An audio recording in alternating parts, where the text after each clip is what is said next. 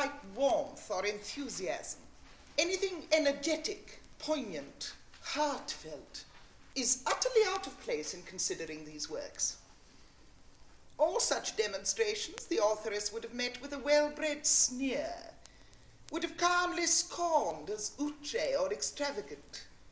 She does her business of delineating the surface of the lives of genteel English people curiously well. She ruffles her reader by nothing vehement, disturbs him by nothing profound. The passions are perfectly unknown to her. She rejects even a speaking acquaintance with that stormy sisterhood. What sees keenly, speaks aptly, moves flexibly, it suits her to study. But what throbs fast and full, though hidden, what the blood rushes through, what is the unseen seat of life and the sentient target of death, this Miss Austen ignores. Sir Walter Scott. I have read again, and for the third time at least, Miss Austen's very finely written novel of Pride and Prejudice. That young lady had a talent for describing the involvements and feelings and characters of ordinary life, which is to me the most wonderful I have ever met with. The big bow-wow strain I can do myself like any now going. But the exquisite touch which renders ordinary, commonplace things and characters interesting from the truth of the description and the sentiment is denied to me.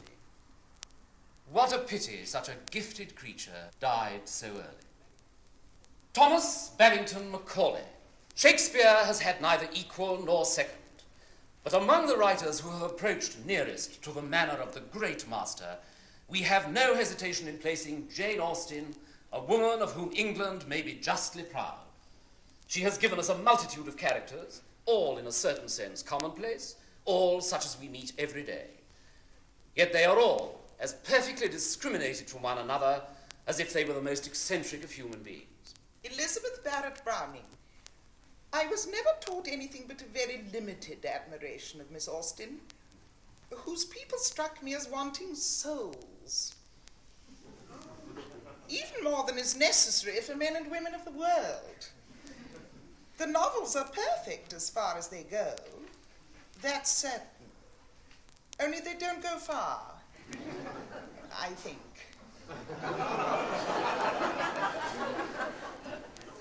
It may be my fault.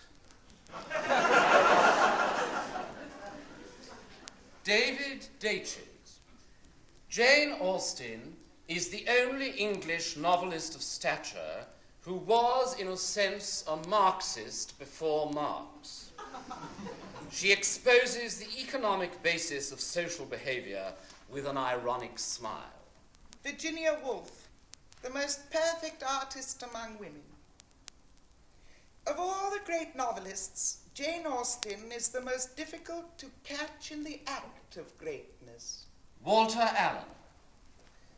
Charlotte Brontë is really complaining that Miss Austen is not, as she herself was, a romantic novelist. The close contemporary of the great romantic poets, Wordsworth was 5, Coleridge 3 years older than she, Miss Austen was untouched by the romantic movement. This does not mean that she was ignorant of the power of feeling or that she despised it. It does mean that she believed it should be controlled and that in writing its expression should be intellectual. Her affinities were with Pope and the Johnson of the lives of the poets.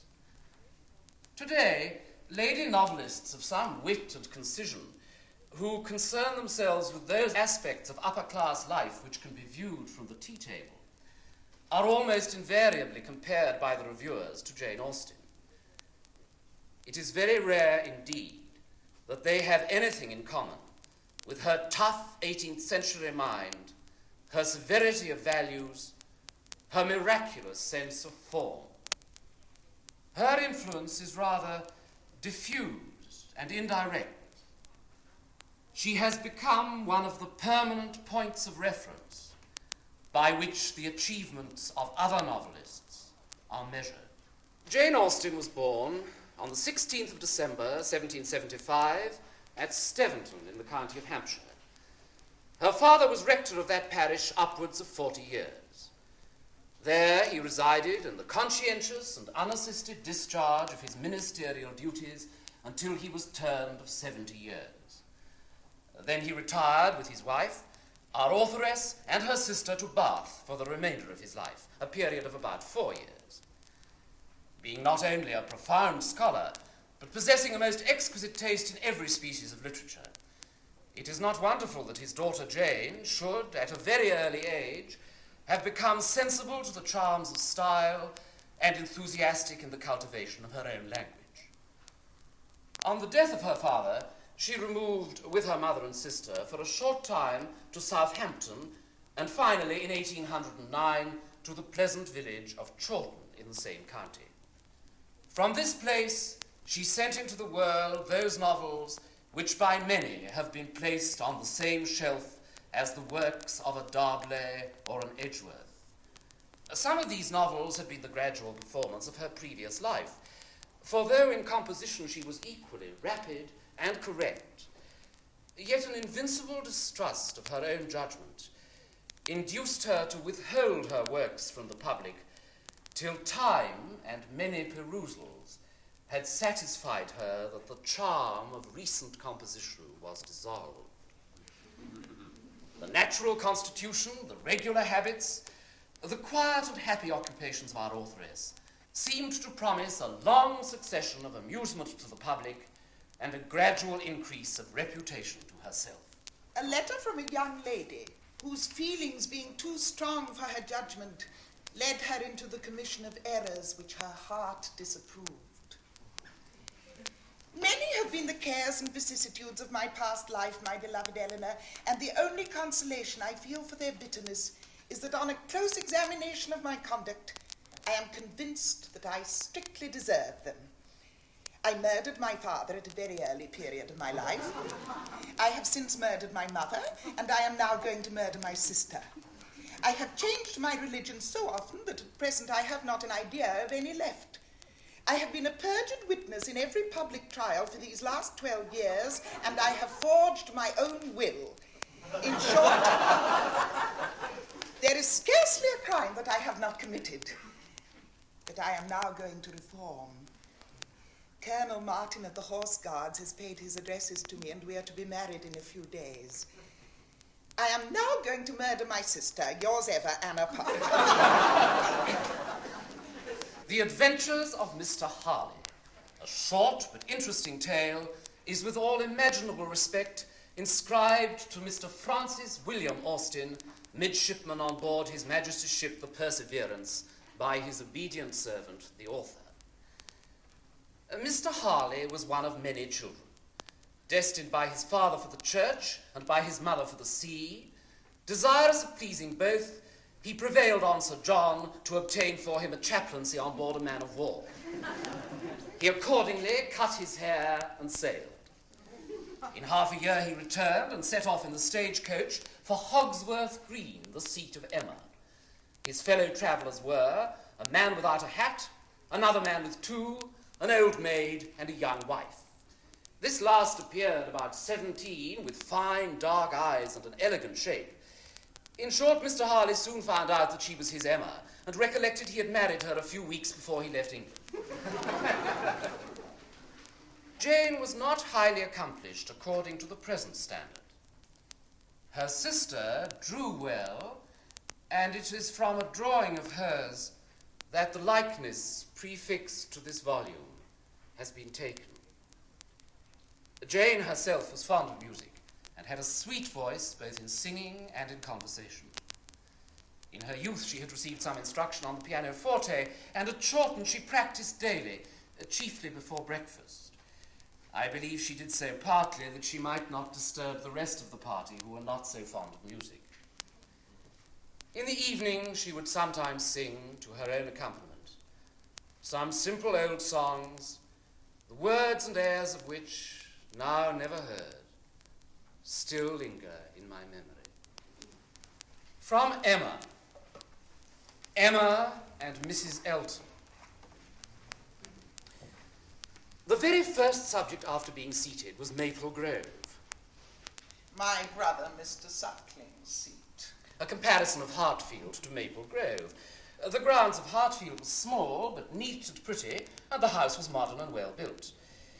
Mrs. Elton seemed most favourably impressed by the size of the room, and the entrance, and by all that she could see or imagine. Very like Maple Grove, indeed. I'm quite struck by the likeness.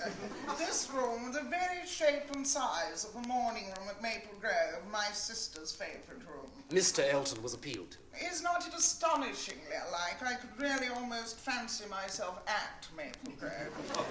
And the staircase, you know, as I came in, I observed how very like the staircase was, placed exactly in the same part of the house. I really could not help exclaiming, I assure you, Miss Woodhouse, it is very delightful to me to be reminded of a place I'm so extremely partial to as Maple Grove. And whenever you are transplanted like me, Miss Woodhouse, you will understand how very delightful it is to meet with anything at all like what one has left behind. I always say this is quite one of the evils of matrimony. Emma made as slight a reply as she could, but it was fully sufficient for Mrs. Elton, who only wanted to be talking herself. So extremely like Maple Grove. And it's not merely the house, the grounds, I assure you, as far as I could observe, are strikingly like. The laurels at Maple Grove are in the same profusion as here, and stand very much in the same way, just across the lawn. And my brother and sister will be enchanted with this place. People who have extensive grounds themselves are always pleased with anything in the same style. Emma doubted the truth of this sentiment. She had a great idea that people who had extensive grounds themselves cared very little for the extensive grounds of anybody else. But it was not worthwhile to attack an error so double-dyed, and therefore only said in reply, "When you have seen more of this country, I am afraid you will think you have overrated Hartfield. Surrey is full of beauty." Oh, yes, I'm quite aware of that. It's the Garden of England, you know. Surrey is the Garden of England. Yes, but we must not rest our claims on that distinction. Many counties, I believe, are called the Garden of England as well as Surrey. No, I fancy not. I never heard any kind of Surrey. Emma was silenced. My brother and sister have promised us a visit in the spring or summer at farthest, and that will be our time for exploring. While they're with us, we shall explore a great deal, I dare say. They will have their barouche landau, of course, which holds 4 perfectly, and therefore, without saying anything of our carriage, we should be able to explore the different beauties extremely well. And they would hardly come in their chase, I think, at that season of the year. Indeed, when the time draws on, I shall decidedly recommend their bringing the barouche landau. It would be so very much preferable. When people come into a beautiful country of this sort, you know, Miss Woodhouse, one naturally wishes them to see as much as possible, and Mr. Suckling is extremely fond of exploring.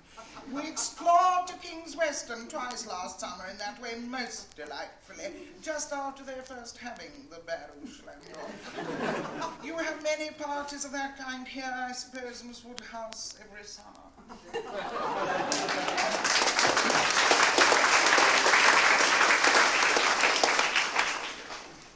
From Pride and Prejudice, Chapter 1.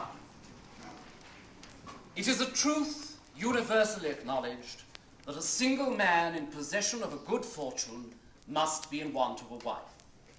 However little known the feelings or views of such a man may be on his first entering a neighbourhood, this truth is so well fixed in the minds of the surrounding families that he is considered as the rightful property of some one or other of their daughters. My dear Mr. Bennet, have you heard that Netherfield Park is let at last? I have not. But it is, for Mrs. Long has just been here and she told me all about it. Do not you want to know who has taken it? You want to tell me, and I have no objection to hearing it.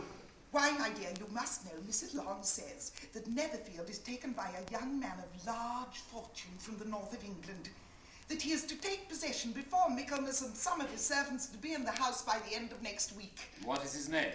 Bingley. Is he married or single? Oh, single, my dear, to be sure. A single man of large fortune, 4,000 or 5,000 a year. What a fine thing for our girls. How so? How can it affect them? My dear Mr. Bennet, how can you be so tiresome? You must know that I'm thinking of his marrying one of them. Is that his design in settling here? Design? Nonsense. How can you talk so? But it is very likely that he may fall in love with one of them, and therefore you must visit him as soon as he comes. I see no occasion for that. You and the girls may go, or you may send them by themselves, which perhaps will be still better.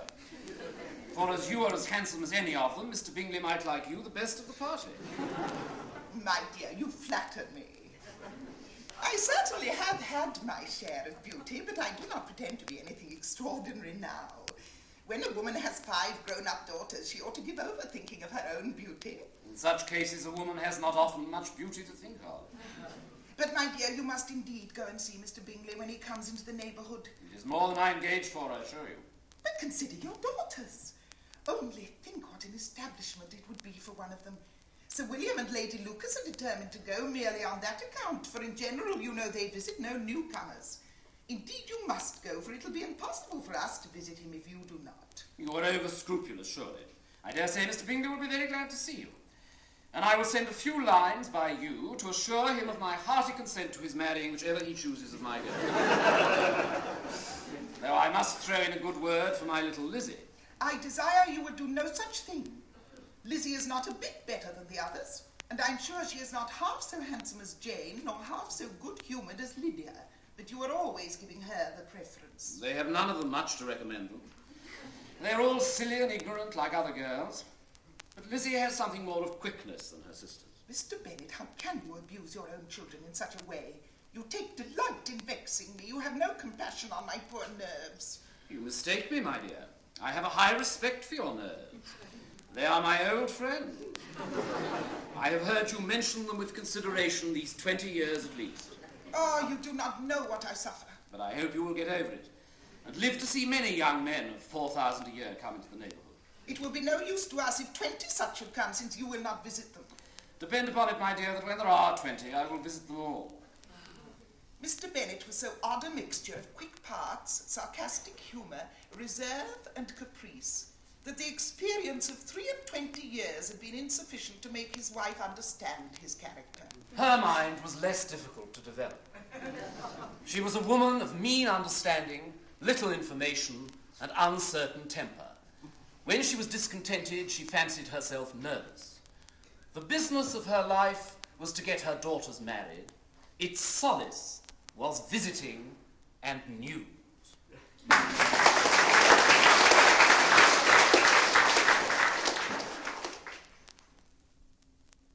Single women have a dreadful propensity for being poor, which is one very strong argument in favour of matrimony. Mrs. Hale of Sherborne was brought to bed yesterday of a dead child, some weeks before she expected, owing to a fright. I suppose she happened unawares to look at her husband. I respect Mrs. Chamberlain for doing her hair well, but cannot feel a more tender sentiment. Miss Langley is like any other short girl with a broad nose and wide mouth, fashionable dress and exposed bosom. Admiral Stanhope is a gentlemanlike man, but then his legs are too short and his tail too long. Eliza has seen Lord Craven at Barton, probably by this time at Kentbury, where he was expected for one day this week. She found his manners very pleasing indeed. The little flaw of having a mistress living with him at Ashdown Park seems to be the only unpleasing circumstance about it. Mrs. Richard Harvey is going to be married, but as it is a great secret and only known to half the neighbourhood, you must not mention it. Dr. Hale is in such very deep mourning that either his mother, his wife, or himself must be dead.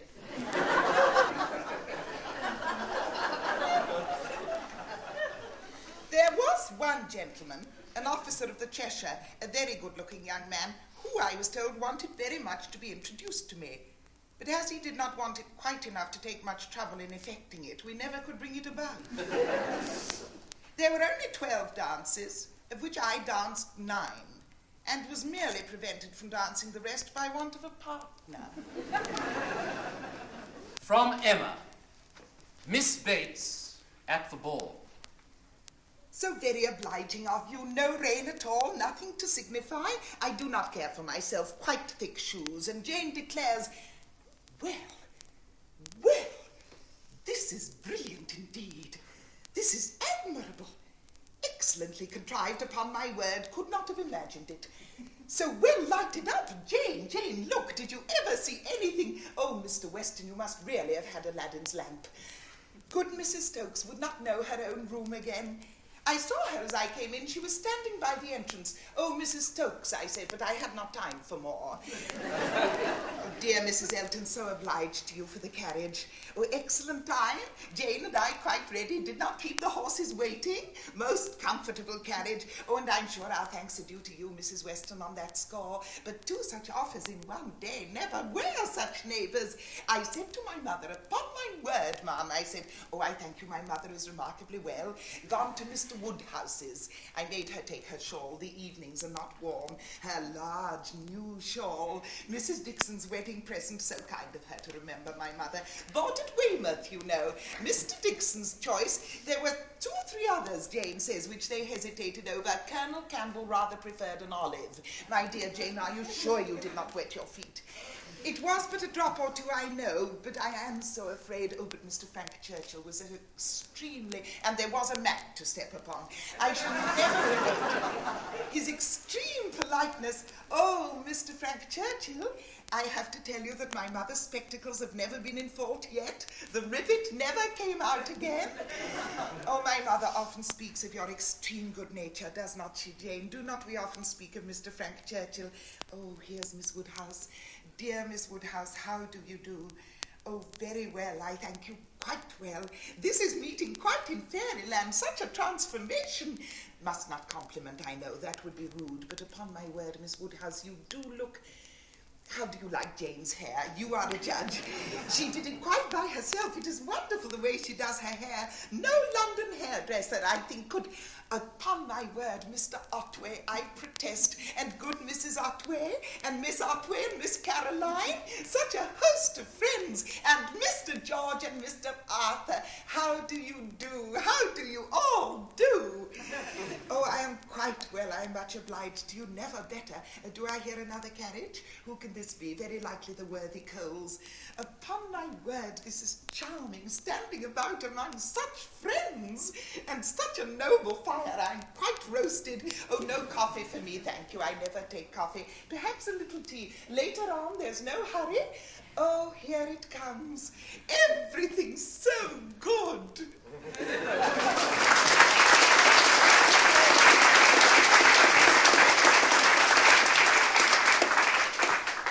From Mansfield Park, Chapter 1. About 30 years ago, Miss Maria Ward of Huntingdon, with only £7,000, had the good luck to captivate Sir Thomas Bertram of Mansfield Park in the county of Northampton, and to be thereby raised to the rank of a baronet's lady, with all the comforts and consequences of an handsome house and a large income. All Huntingdon exclaimed on the greatness of the match, and her uncle, the lawyer himself, allowed her to be at least £3,000 short of any equitable claim to it. She had 2 sisters to be benefited by her elevation, and such of their acquaintance as thought Miss Ward and Miss Frances quite as handsome as Miss Maria did not scruple to predict their marrying with almost equal advantage. But there certainly are not so many men of large fortune in the world as there are pretty women to deserve them. Miss Ward, at the end of half a dozen years, found herself obliged to be attached to the Reverend Mr. Norris, a friend of her brother-in-law with scarcely any private fortune, and Miss Frances fared yet worse. Miss Ward's match, indeed, when it came to the point, was not contemptible, Sir Thomas being happily able to give his friend an income in the living of Mansfield, and Mr. and Mrs. Norris began their career of conjugal felicity with very little less than £1,000 a year. But Miss Frances married, in the common phrase, to disoblige her family, and by fixing on a lieutenant of Marines without education, fortune, or connections, did it very thoroughly. She could hardly have made a more untoward choice. Sir Thomas Bertram had interest, which from principle as well as pride, from a general wish of doing right, and a desire of seeing all that were connected with him in situations of respectability, he would have been glad to exert for the advantage of Lady Bertram's sister.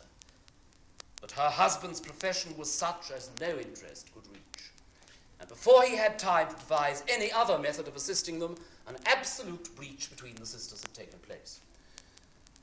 To save herself from useless remonstrance, Miss Frances, now Mrs. Price, never wrote to her family on the subject till actually married.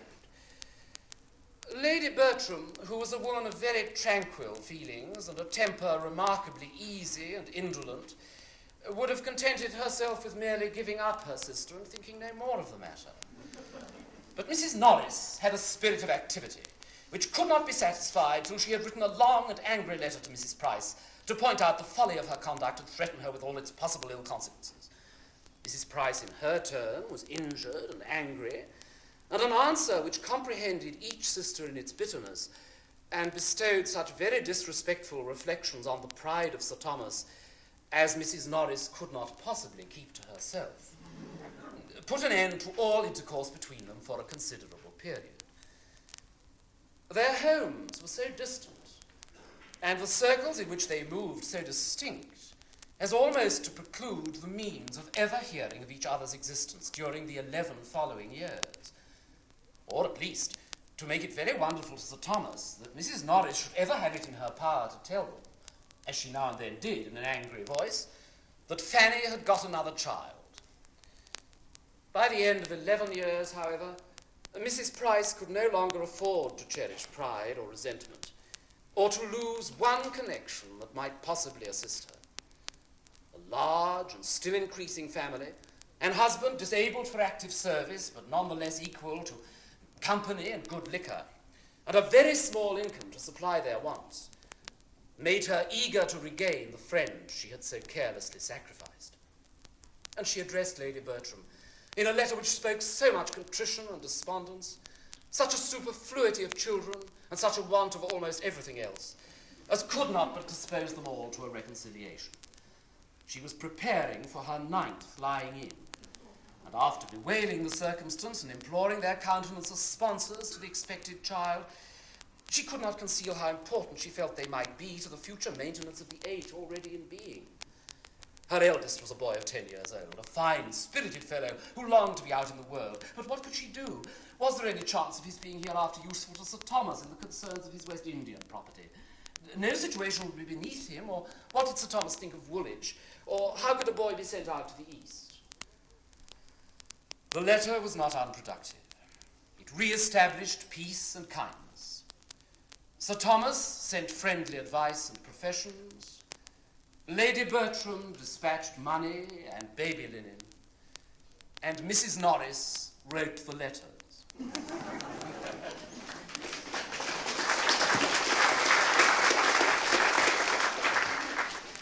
From a correspondence between Jane Austen and the Reverend James Stanier Clarke, librarian to His Royal Highness, the Prince Regent.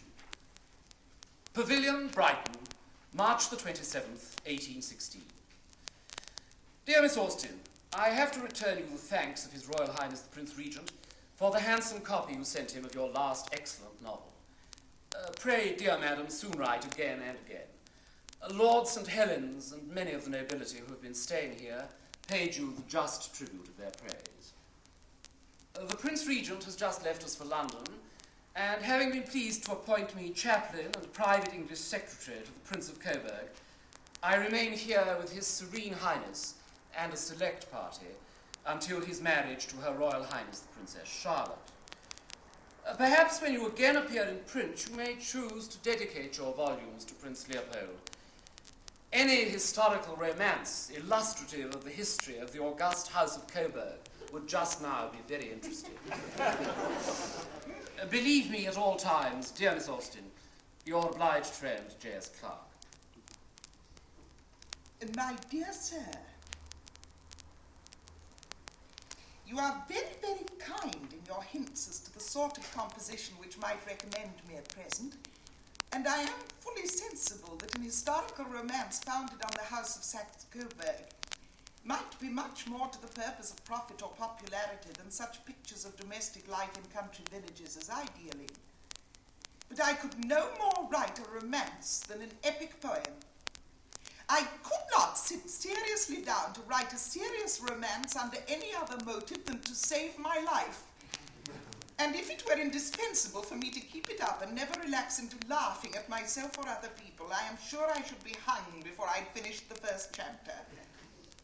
No, I must keep to my own style and go on in my own way.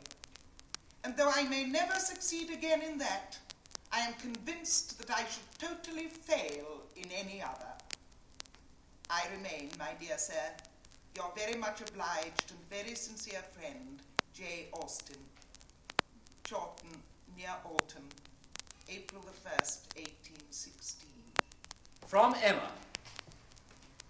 Emma and Mr. Knightley differ at Box Hill. Ladies and gentlemen, said Mr. Frank Churchill, I am ordered by Miss Woodhouse to say that she waives her right of knowing exactly what you may all be thinking of, and only requires something very entertaining from each of you in a general way. Here are 7 of you, besides myself, who she is very kind to say am very entertaining already. She only demands from each of you either one thing very clever, be it prose or verse, original or repeated, or 2 things moderately clever, or 3 things very dull indeed, and she engages to laugh heartily at them all. Oh, very well, Exclaimed Miss Bates. Then I need not be uneasy. 3 things very dull indeed. That will just do for me, you know. I shall be sure to say 3 dull things as soon as ever I open my mouth, shan't I? Looking round with the most good-humoured dependence upon everybody's assent. Do you not all think I will? Emma could not resist. Ah, ma'am, but there may be a difficulty. Pardon me, but you will be limited as to number only 3 at once. Miss Bates, deceived by the mock ceremony of her manner, did not immediately catch her meaning. But when it burst on her, it could not anger, though a slight blush showed that it could pain her. Ah, well, to be sure. Yes, I see what she means. Turning to Mr. Knightley. And I will try to hold my tongue. I must make myself very disagreeable, or she would not have said such a thing to an old friend. While waiting for the carriage, Emma found Mr. Knightley by her side. He looked round, and as if to see that no one were near, and then said, Emma, I must once more speak to you as I have been used to do. A privilege rather endured than allowed, perhaps, but I must still use it. I cannot see you acting wrong without a remonstrance. How could you be so unfeeling to Miss Bates? How could you be so insolent in your wit to a woman of her character, age, and situation? Emma, I had not thought it possible. Emma recollected, blushed, was sorry, but tried to laugh it off. Nay, how could I help saying what I did? Nobody could have helped it. It was not so very bad. I dare say she did not understand. I assure you she did. She felt your full meaning. She has talked of it since. I wish you could have heard how she talked of it, with what candour and generosity. I wish you could have heard her honouring your forbearance in being able to pay her such attentions as she was forever receiving from yourself and your father, when her society must be so irksome. Oh, I know there is not a better creature in the world. But you must allow that what is good and what is ridiculous are most unfortunately blended in her. They are blended, I acknowledge. And were she prosperous, I could allow much for the occasional prevalence of the ridiculous over the good. I would not quarrel with you for any liberties of manner. Were she your equal in situation? But Emma, consider how far this is from being the case. She is poor. She has sunk from the comforts she was born to, and if she lived to old age, she must probably sink more. Her situation should secure your compassion. It was badly done indeed. You, whom she had known from an infant, whom she had seen grow up from a period when to notice her was an honour, to have you now in thoughtless spirits and the pride of the moment laugh at her, humble her, and before her niece too, and before others, many of whom, certainly some, would have been guided by your treatment of her. While they talked, they were advancing towards the carriage. It was ready, and before she could speak again, he had handed her in. He had misinterpreted the feelings which had kept her face averted and her tongue motionless. They were combined only of anger against herself, mortification, and deep concern. She had not been able to speak, and on entering the carriage, sunk back for a moment overcome. Then, reproaching herself for having taken no leave, making no acknowledgement, parting in apparent sullenness, she looked out with voice and hand, eager to show a difference. But it was just too late. He had turned away, and the horses were in motion. She continued to look back, but in vain. And soon, with what appeared unusual speed, they were halfway down the hill, and everything left far behind. She was most forcibly struck. The truth of his representation there was no denying. She felt it at her heart. How could she have been so brutal, so cruel to Miss Bates? How could she have exposed herself to such ill opinion in anyone she valued? And how suffer him to leave her without saying one word of gratitude, of concurrence, of common kindness? Time did not compose her. As she reflected more, she seemed but to feel it more. She never had been so depressed. Happily, it was not necessary to speak. There was only Harriet, who seemed not in spirits herself, fagged and very willing to be silent. And Emma felt the tears running down her cheeks almost all the way home, without being at any trouble to check them. Extraordinary as they were. The natural constitution, regular habits, the quiet and happy occupations of our authoress seemed to promise a long succession of amusement to the public and a gradual increase of reputation to herself. But the symptoms of a decay, deep and incurable, began to show themselves in the commencement of 1816. Her decline was at first deceitfully slow, and until the spring of this present year, those who knew their happiness to be involved in her existence could not endure to despair. But in the month of May, 1817, it was found advisable that she should be moved to Winchester for the benefit of constant medical aid, which none even then dared to hope would be permanently beneficial. She supported, during 2 months, all the varying pain, irksomeness, and tedium attendant on decaying nature, with more than resignation, with a truly elastic cheerfulness. She retained her faculties, her memory, her fancy, her temper, and her affections warm, clear, and unimpaired to the last. She wrote whilst she could hold a pen, and with a pencil when a pen was to become too laborious. The day preceding her death, she composed some stanzas replete with fancy and vigour. Her last voluntary speech conveyed thanks to her medical attendants, and to the final question asked of her, purporting to know her wants, she replied, I want nothing but death. She expired shortly after, on Friday, the 18th of July, 1817, in the arms of her sister, who, as well as the relator of these events, feels too surely that they shall never look upon her like.